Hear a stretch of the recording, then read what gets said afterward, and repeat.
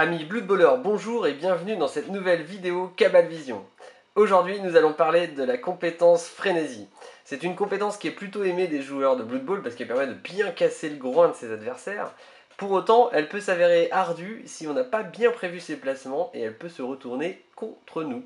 Donc, voici une petite vidéo qui va vous expliquer tout ça. Nous avons en face de nous des Skaven et des nains, dont un tueur nain qui a Frénésie. Alors la frénésie c'est quoi? La frénésie c'est une compétence qui vous permet, quand vous avez effectué un blocage, donc à la suite d'un blocage, enfin d'une action de blocage ou d'une action de blitz, une fois ce blocage effectué, si vous avez repoussé votre adversaire, eh bien vous êtes obligé de le suivre et vous devez effectuer un nouveau jet de blocage. Alors là jusque là vous dites c'est super méga compétent, je vais pouvoir taper plutôt 2 fois qu'une. Eh bien en effet, si tout ça est bien anticipé.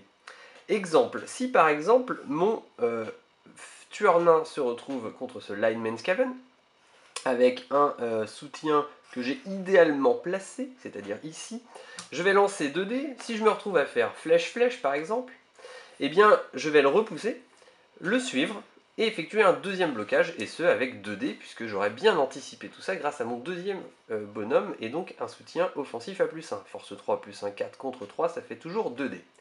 Ça, c'est si j'ai bien prévu le coup. Si par contre je suis pas malin et que je me retrouve dans cette situation-là, je me dis, ah excellent, je tape à 2 dés, une fois de plus, je fais 2 flèches, je repousse mon bonhomme, et là, le tueur nain est obligé de suivre, et oh zut, j'ai pas anticipé correctement, je me retrouve à taper à 1 dé, et là, ça peut être la catastrophe, puisque le skull vous guette, et donc le turnover également. Donc, comme je vous le disais, bien anticiper tout ça, en plaçant un soutien qui est effectif tant qu'à faire, hein, ça c'est bien optimisé. Si j'ai un soutien effectif sur et mon premier blocage et le deuxième, ça c'est cool. Après, on peut être dans des situations comme celle-ci, ou même celle-là. Si le Raogre n'est pas là et n'annule pas mon nain, hop, je repousse le bonhomme. J'avais ce soutien-là à 2 dés là, et ici, j'ai toujours 2 dés. Bon, jusque-là, ça pourrait bien se passer. Maintenant, il y a des pièges à éviter aussi. Quand par exemple je me dis, wow, j'ai un super big guy comme le Raogre. Le Raogre il est super parce qu'il a frénésie, une force de 5. Alors là c'est Byzance, c'est festival également.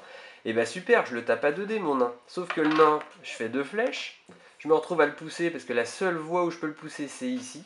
Et là, oh zut, j'ai mal prévu mon coup. Force 5 contre force 3 et 1 et 1. Ça fait égalité, donc un seul dé et un Raogre quand ça ne lance qu'un seul dé, je peux vous dire que c'est pas cool parce que ça n'a pas blocage et ça a solitaire, donc la relance d'équipe ce sera sur un 4+. Donc vraiment, quand j'utilise frénésie, enfin un frénétique puisqu'il est obligé d'utiliser sa compétence, je vais donc devoir faire très attention à ce que je fais et bien anticiper mes placements après coup. Maintenant, il y a des petits avantages à frénésie. Si par exemple, je suis dans cette situation-là, c'est-à-dire à 2 cases de la ligne de touche, eh bien, j'utilise frénésie, c'est-à-dire je vais taper à 2 dés, je fais flèche, imaginons.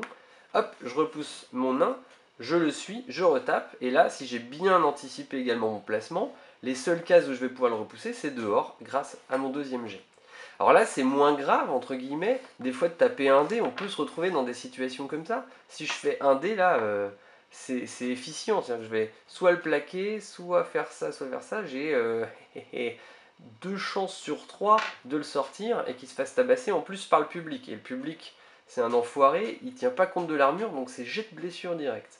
Donc sortir grâce à Frénésie, c'est cool. Par contre, autre revers de la médaille, c'est que mon Raogre, il va se retrouver à devoir suivre le joueur. Et il se retrouve dans une position inconfortable.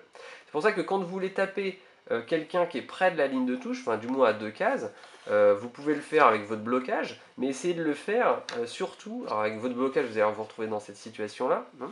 Si vous le faites avec votre blitz, c'est mieux, parce qu'une fois que vous avez sorti le bonhomme, vous pouvez dépenser des points de mouvement pour bien vous écarter à votre tour de la ligne de touche et de subir le même sort que vous avez fait subir à votre cible initiale.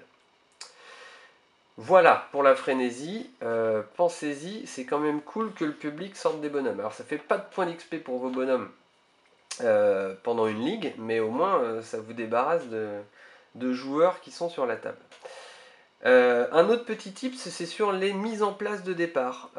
Quand vous recevez en défense et qu'il y a des frénétiques en face, ayez pour habitude de bien vous souvenir, alors même pendant le match, hein, de ne pas laisser traîner le joueur bien sûr à 2 cases à 2 cases du bord, mais sur la mise en place, ça dans le couloir, c'est pas mal comme mise en place, parce que en plus d'être loin, c'est-à-dire de pouvoir couvrir avec une équipe qui est rapide, bon alors contre les nains, vous n'êtes pas obligé d'aller aussi loin, quoique il y a des coups d'envoi qui permettent avance, et qui permettraient d'être au contact, donc évitez ça, hein, mettez-vous vraiment à 2 cases, comme ça s'ils avancent d'une case avec l'avance, bah, ils sont toujours pas prêts de vous taper, ils seront obligés de dépenser un blitz pour le faire. Mais surtout, en ayant fait ça, vous évitez que ce joueur-là, qui est à 2 cases de la ligne, puisse se faire sortir par un frénétique. Voilà. Je crois que j'ai fait le tour de cette compétence, donc bah, si ce n'est pas le cas, n'hésitez pas à poser vos questions en commentaire, et puis surtout, si cette vidéo vous a plu, n'hésitez pas à la liker, à la partager, et à vous abonner éventuellement à la chaîne. Et bien à bientôt les Blood Ballers, et surtout n'oubliez pas d'agrasser à chaque tour.